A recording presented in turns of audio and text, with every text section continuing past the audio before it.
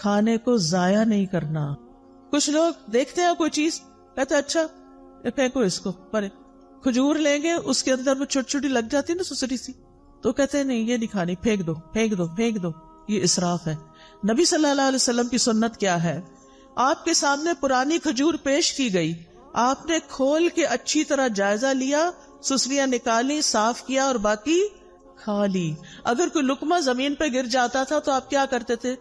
اٹھا کے پھینک دو؟ نہیں, بلکہ اس کو صاف کر کے کھا لیتے تھے. نبی صلی اللہ علیہ وسلم نے فرمایا شیطان تم میں سے ہر ایک آدمی کے پاس اس کے ہر کام کے وقت موجود رہتا ہے, یہاں تک کہ کھانے کے وقت بھی. لہٰذا جب تم میں سے کسی کا لقمہ گر جائے تو چاہیے کہ اس کو کھا لے صاف کر کے, اور اسے شیطان کے لیے نہ چھوڑے. کھانے کے بعد برتن کو کیا کرنا چاہیے؟ صاف کرنا چاہیے. ہم پہلے بے سوچے سمجھے برتن بھر لیتے ہیں, خاص طور پہ شادیوں میں. توجہ سے سنیے یہ بات, بڑی سخت تکلیف ہوتی ہے جب لوگ شادیوں پہ جاتے ہیں اور پلیٹوں کے اندر چھوٹے چھوٹے ٹیلے بنا لیتے ہیں کھانا ڈال ڈال کے, اور پھر 2-4 لقمے کھاتے ہیں, کوئی چھوٹے بچے کو ساتھ کھلایا, اور باقی ساری کی ساری پلیٹ واپس. اس کا حساب کون دے گا؟ پہلے تھوڑا ڈال کے چکھ لیں کہ آپ کے حساب سے نمک پورا ہے یا نہیں, اور اگر پہلی دفعہ میں آپ کو ٹھیک لگتا ہے تو بس پھر دوبارہ اتنا ڈالیں جتنا آپ کو بھوک ہے کھانا ہے.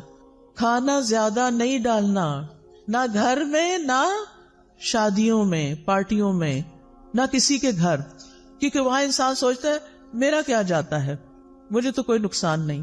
اور کتنا کھانا ضائع ہوتا ہے. اور آپ کو پتا ہے کہ آپ ہی کے شہر میں کتنے لوگ رات کو بھوکے سوتے ہوں گے, آپ نے ان کے حصے کا بھی منگا کے پکا کے ضائع کر کے بنوں میں پھینک دیا. تو کھانے کے بعد برتن صاف کرنا ہے. اگر کسی وجہ سے بازو کا اندازہ نہیں ہوتا, کچھ چیزیں ایسی ہوتی ہیں ان کو کھا کے جلدی پیٹ بھر جاتا ہے, تو پھر اس کھانے کو الگ نکال لیں. اگر کوئی بلی وغیرہ ہے اس کو ڈال دیں, اگر کوئی چاول وغیرہ ہے اپنے گھر میں ایک ایسی کنالی رکھ دیں, کوئی ایسی ڈش رکھ دیں کہ جس میں بچا ہوا کھانا جا کے ڈال دیں.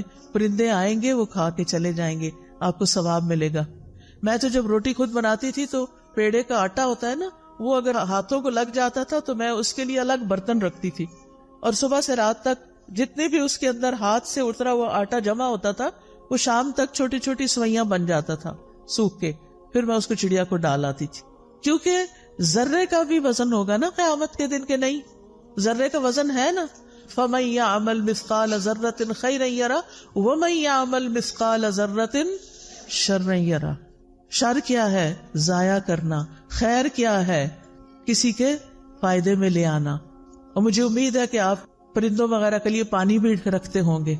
آج کل آپ دیکھیں بارشیں نہیں ہو رہی, سخت گرمی میں بھی پانی ڈالیں, لیکن سردی میں بھی پانی رکھیں. کبھی راستے میں دیکھتے ہو نا پرندوں وغیرہ کو, میں سوچتی کہیں پانی نظر نہیں آ رہا, پتہ نہیں کہاں سے پیتے ہیں بےچارے, ان کو بھی پیاس لگتی ہوگی. تو آج کل بھی کچھ نہ کچھ پانی, یعنی برتن بنا چھوڑے گھر میں. اگر آپ کو چھوٹا سا بھی گھر ہے, کھڑکی کے باہر بھی چھوٹی سی جگہ ہے, تو وہاں ایک چھوٹی سی کوئی چیز لگا دیں, لیکن اپنے ساتھ دوسروں کا بھی خیال رکھیں. پھر اسی طرح صحت کو فائدہ دینے والی غذا کھائیں, اور وہ چیزیں چھوڑ دیں جو صحت کو نقصان دیتی ہیں. ام منذر کہتی ہیں رسول اللہ صلی اللہ علیہ وسلم میرے گھر تشریف لائے, آپ کے ساتھ علی رضی اللہ عنہ بھی تھے, اور علی رضی اللہ عنہ بیماری سے اٹھے تھے, کمزور تھے. ہمارے ہاں کھجوروں کے خوشے لٹک رہے تھے, تو رسول اللہ صلی اللہ علیہ وسلم اٹھے اور ان سے کھانے لگے, اور حضرت علی بھی کھانے کے لیے اٹھے, تو رسول اللہ صلی اللہ علیہ وسلم نے ان سے فرمایا رک جاؤ, ابھی تم کمزور ہو. چنانچہ وہ رک گئے, ان کو پرہیز بتایا آپ نے. ام منذر کہتی ہے میں نے جو اور چکندر پکائے ہوئے تھے وہ آپ کی خدمت میں پیش کیے, تو آپ نے فرمایا اے علی یہ لے لو, یہ تمہارے لیے زیادہ فائدے کی چیز ہے. کھانا کھا کے کیا کرنا چاہیے, شکر کیسے کرنا چاہیے؟ اس میں آپ دیکھیں سب سے پہلی دعائیں کون سی ہیں؟ کھانا کھانے کے بعد کی دعائیں. ایک نہیں کئی دعائیں ہیں. آپ نے پتہ کیا کرنا ہے, ان دعاؤں کو, اس پیپر کو اس میں سے الگ کر کے آپ نے اپنے کچن میں جہاں کھانا کھاتے ہیں, یا ڈائننگ ہال میں, یا پھر جہاں بھی آپ ہوتے ہیں وہاں یہ لگا لیں, اور دیکھ کے پڑھنا شروع کریں, اور ایک ایک یاد کرنا شروع کریں, تاکہ کھانے کے بعد پڑھ کے آپ اٹھیں. ٹھیک ہے انشاءاللہ, اور اس سے آپ کو انشاءاللہ بہت ثواب ہوگا, اور یہ شکر ادا کرنے کا ایک طریقہ ہے. مثال کے طور پر آپ دیکھیں، اللہم بارک لنا فیہ وَأَطْعِمْنَا خَيْرًا مِّنْهُ، اے اللہ ہمیں اس کھانے میں برکت عطا فرما اور ہمیں اس سے بہتر کھلا. سبحان اللہ. ہر دفعہ کھانا کھا کے اگر آپ یہ دعا مانگتے ہیں کہ اللہ ہمیں اس سے بہتر عطا فرما، تو کیا ہوگا؟ شکر ادا کرنے والے کو کیا ملتا ہے؟ بہتر ملتا ہے. پھر الحمدللہ الذی اطعم وسقا وصوغہ وجعل لہ مخرجا، تمام تعریفیں اللہ کے لیے ہیں جس نے کھلایا پلایا اور اسے جسم میں پیوست کیا، یعنی ہمارے جسم کا حصہ بنا اور اس کے نکلنے کی راہ بنا، یعنی جو ویسٹ تھا وہ بھی جسم سے نکل گیا. اور اسی طرح باقی دعائیں بھی ہیں. میں نے یہ دعائیں اپنے کچن میں لگائی ہوئی ہیں اور الحمدللہ پڑھنے میں بہت آسانی ہوتی ہے. پھر اس کے بعد کھانے پینے میں اسراف سے بچنا ہے. یہ بڑا اہم سبق ہے. اللہ سبحانہ وتعالی فرماتے ہیں، یا بنی آدم خذوا زینتکم عند کل مسجد وکلوا واشربوا ولا تسرفوا انہ لا یحب المسرفین.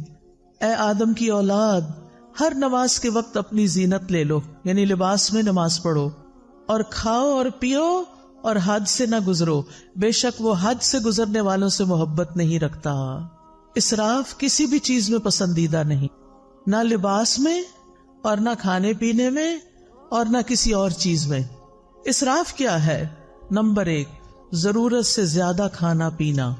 لوگوں کو اسراف کا مطلب نہیں پتا. ضرورت سے زیادہ کھانا پینا، کھانے کی ہرس، اور ایک وقت میں کئی چیزیں کھانا. یہ بھی کھا لو، وہ بھی کھا لو، وہ بھی شکلو، یہ بھی کھاؤ، یہ بھی کھاؤ. اس وقت تو پتہ نہیں چلتا، لیکن جب ہضم ہونے پہ آتا ہے تو پھر تکلیف شروع ہو جاتی ہے. نمبر 2، ان چیزوں میں حد سے زیادہ خرچ کرنا. ایک ہے ضرورت سے زیادہ کھانا اور دوسرا ضرورت سے زیادہ خرچ کرنا. مثلا آپ گروسری کے لیے گئے ہیں، آپ وہاں دیکھتے ہیں سجے ہوئی چیزیں ہیں، زبردست سبزی پڑی ہے اور زبردست چیزیں اور پیکنگز میں پڑی ہیں. آپ کہتے ہیں پتہ نہیں پھر کہا بھائی یہ بھی لے لو، یہ بھی لے لو، یہ بھی خرید لو، یہ بھی خرید لو، یہ بھی خرید لو. اب آپ دیکھیں مشکل کیا ہو گئی ہے کہ بڑے بڑے سٹورز بن گئے ہیں، بڑے بڑے مالز بن گئے ہیں. اگر آپ نے ایک سمپل چائے بھی لینی ہے تو پہلے زمانے میں کیا ہوتا تھا، چھوٹی سی کارنر پہ دکان ہوتی تھی، وہاں ایک ہی قسم کی زیادہ زیادہ 2 قسم کی چائے پڑی ہوتی تھی، اور آپ جو پیتے تھے وہی چائے دوبارہ کسی بچے کو بھی پیسے دے کے منگا لیتے تھے. اب کیا ہوتا ہے، آپ مال میں جاتے ہیں اور چائے کی اتنی قسمیں ہیں کہ آپ کہتے ہیں کہ اچھا یہ بھی آ گئی، یہ تو لگتا بہت اچھی ہوگی، چلو یہ بھی ٹرائی کر لیتے ہیں، وہ بھی، یہ بھی، وہ بھی. بہت ساری چائے خرید کے گھر لے آتے ہیں طرح طرح کی. اب تو مجھے لگتا ہے ہر چیز کی چائے بن گئی ہے. اچھا اب گھر لاتے ہیں، اب آپ ایک پیتے ہیں، آپ کو ہائے ہائے یہ تو اچھی نہیں لگی، اس کو پرے پھینکو، پھر دوسری، پھر تیسری، اور کچھ تو کھولنے کی نوبت نہیں آتی. اور پھر ایسے ہی پیک ڈبے جب ایکسپائر ہو جاتی ہے نا ڈیٹ، تو پھر اٹھا کے کیا کرتے، بن میں پھینک دیتے ہیں. نہ اپنے کام آئی نہ کسی اور کے کام آئی. یہ آپ نے کیا کیا؟ اسراف. سمجھ آئی اسراف کی؟ کس کس کو اسراف کی سمجھ آئی ہے؟ الحمدللہ. نمبر 1 زیادہ کھانا، نمبر 2 کھانے پہ زیادہ خرچ کرنا، اور نمبر 3 ہے حرام میں پڑنا، حرام چیزیں کھانا، نقصان دہ چیزیں کھانا. تو اللہ سبحانہ وتعالیٰ نے کیا فرمایا؟ کھاؤ پیو لیکن اسراف نہیں کرو. نبی صلی اللہ علیہ وسلم نے فرمایا کھاؤ اور پیو، پہنو اور صدقہ کرو، لیکن اسراف نہ کرو، نہ تکبر کرو. ابن عباس کہتے ہیں جو تمہارا جی چاہے کھاؤ، جو تمہارا جی چاہے پہنو، مگر 2 باتوں سے ضرور بچو، اسراف اور تکبر. تکبر کیوں؟ کیونکہ عام طور پر لوگ اپنا آپ دکھانے کے لیے، اپنے آپ کو بڑا ظاہر کرنے کے لیے قیمتی سے قیمتی، مہنگے سے مہنگے کپڑے پہنتے ہیں اور قیمتی سے قیمتی چیزیں خرید کے رکھ لیتے ہیں صرف دکھاوے کے لیے، استعمال کچھ بھی نہیں کرتے. تو پھر کیا کہا ابن عباس نے؟ یعنی اللہ کی نعمتیں کس لیے بنی ہیں، کس لیے اگائی ہیں اللہ نے، کس لیے پیدا کی؟ ہمارے لیے. کلوا مما رزقناکم، یعنی جو ہم نے تمہارے لیے تمہیں رزق دیا اس میں سے کھاؤ، جو آپ کی حیثیت ہے، استطاعت ہے، وقت ہے، کھاؤ، لیکن کیا نہ کرو، اسراف نہ کرو. اور پہننا بھی جو تمہیں پسند ہے. اللہ تعالیٰ نے جو طریقے بتائے ہیں پہننے کے، ننگے نہیں ہونا، چست کپڑے نہیں پہننے، سی تھرو کپڑے نہیں پہننے، اور اسراف نہیں کرنا. یعنی اپنے لمٹس دیکھ کے خرچ کرنا ہے. اگر آپ کے والد کی تنخواہ ہی 1 لاکھ ہے مثلاً، اور آپ اپنی شادی کا جوڑا بھی 1 لاکھ کا بنوا رہی ہیں، تو کیا یہ جائز ہوگا؟ یہ کیا ہوگا؟ اسراف ہوگا. اور جب ایسا نہیں ہوتا کہ وہ گھر میں افورڈ نہیں کر سکتے، تو وہ بیچارے کیا کرتے ہیں؟ پھر قرض اٹھاتے ہیں یا کسی سے صدقہ مانگتے ہیں کہ میری بیٹی کی شادی ہے، مجھے مدد دو. اور بیٹی صاحبہ ایک دفعہ وہ جوڑا پہننے کے بعد دوبارہ کبھی نہیں پہنتی، اور سنبھال کے رکھتی ہیں، کسی اور کو بھی نہیں دیتی. کیا اس جوڑے کا حساب ہوگا؟ کیا اس کے بارے میں پوچھ ہوگی؟ اور تکبر کیا ہے کہ ایسا کپڑا پہنوں جو کسی نے نہ پہنا ہو، تاکہ میں سب سے بڑی، الگ، زیادہ خوبصورت نظر آؤں. اور پھر جب آپ دیکھتے ہیں کہ آپ کے کپڑے سب سے اچھے، تو پھر آپ اپنے آپ کو کیا سمجھنے لگتے ہیں کہ ہم بڑے عقل مند ہیں، ہم جیسا کوئی نہیں. یہ چیز بھی اللہ تعالیٰ کو پسند نہیں. نبی صلی اللہ علیہ وسلم جب اپنے صحابہ میں بیٹھے ہوتے تھے تو کوئی پہچان نہیں سکتا تھا جو باہر سے آتا تھا.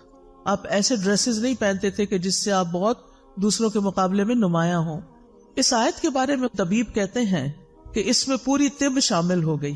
یعنی کھانا پینا ہے لیکن اسراف نہیں کرنا، تو آپ بیمار ہی نہیں ہوں گے. پھر اسی طرح یہ کہ کھانا پینا زندگی کا مقصد نہ ہو، اعتدال کے ساتھ بقدر ضرورت کھایا جائے. نبی صلی اللہ علیہ وسلم نے بدترین امتیوں کی کچھ خصوصیات بتائی ہیں. ہم سب اپنے بارے میں غور کریں کہ کہیں وہ ہم تو نہیں. بدترین امتی کون ہے؟ رسول اللہ صلی اللہ علیہ وسلم نے فرمایا، ان قریب میری امت میں ایسے لوگ ہوں گے جو طرح طرح کے کھانے اور رنگ برنگے مشروب طلب کریں گے. طلب کا کیا مطلب ہوتا ہے؟ آرڈر کرنا. طرح طرح کے کھانے اور رنگ برنگے مشروب طلب کریں گے. مثلاً آپ گئے ہیں کسی ریسٹورینٹ میں، آپ اٹھاتے ہیں مینیو، سارے اٹھا کے بیٹھ جاتے ہیں. پھر ہر کوئی کیا کہتا ہے؟ مجھے یہ کھانا ہے، مجھے یہ کھانا ہے، اس کو یہ کھانا ہے، اس کو یہ کھانا ہے. کافی ٹائم تو پہلے سلیکشن میں لگتا ہے. پھر آپ آرڈر کرتے ہیں، پھر گھٹا بھر کے بعد وہ کھانا آتا ہے، اور رنگ رنگ کا، اچھا یہ بھی منگا لیتے، یہ بھی منگا لیتے، یہ بھی منگا، یہ بھی ہو جائے، یہ بھی ہو جائے. اور ڈرنک میں پیپسی بھی ہو جائے، فانٹا بھی ہو جائے، فلاں بھی ہو جائے، فلاں بھی، جوس بھی ہو جائے. یہ ہے طلب کرنا. اور فرمایا طرح طرح کے کپڑے پہنیں گے، گفتگو میں بے احتیاطی کریں گے، یعنی بولتے وقت نہیں سوچیں گے کہ کسی بڑے سے بات کر رہے ہیں یا چھوٹے سے کر رہے ہیں، سچ بول رہے ہیں یا جھوٹ بول رہے ہیں. اور طرح طرح کی سواریوں پہ سوار ہوں گے. جن کے پاس ذرا زیادہ دولت آ جاتی ہے، پھر ان کو کیا شوق لگ جاتا ہے؟ ضرورت ہو یا نہ ہو، یہ گاڑی کا ماڈل بھی ہو، یہ بھی ہو، یہ بھی ہو، یہ بھی ہو. فرمایا وہ میری امت کے بدترین لوگ ہوں گے.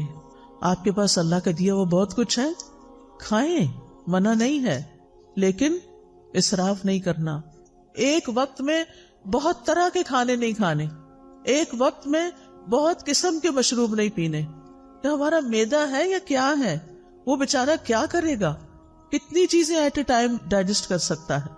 نبی صلی اللہ علیہ وسلم نے فرمایا، مجھے تمہارے متعلق گمراہ کن خواہشات میں سب سے زیادہ اندیشہ ان خواہشات کا ہے جن کا تعلق پیٹ اور شرمگاہ سے ہے. یعنی کھانے کے معاملے میں بے احتیاطی، اور پھر دوسری طرف زنا عام ہو جائے گا. اور فرمایا اور گمراہ کرنے والی خواہشات سے. ابن قیم کہتے ہیں دل کو بگاڑنے والی 5 چیزیں ہیں: لوگوں سے زیادہ گھل مل کے رہنا، خواہش پرستی، اللہ کے علاوہ کسی اور سے دلی تعلق رکھنا، زیادہ کھانا، زیادہ سونا. یہ 5 چیزیں دل کو خراب کرنے والی ہیں. اب اکثر لوگ کیا کہتے ہیں؟ سب کچھ ہے، دل میں سکون نہیں، خوشی نہیں. ایک تو ہم نے راتوں کو دن بنا لیا اور دن کو رات بنا لیا. راتوں کو دیر تک کھانے آرڈر ہوتے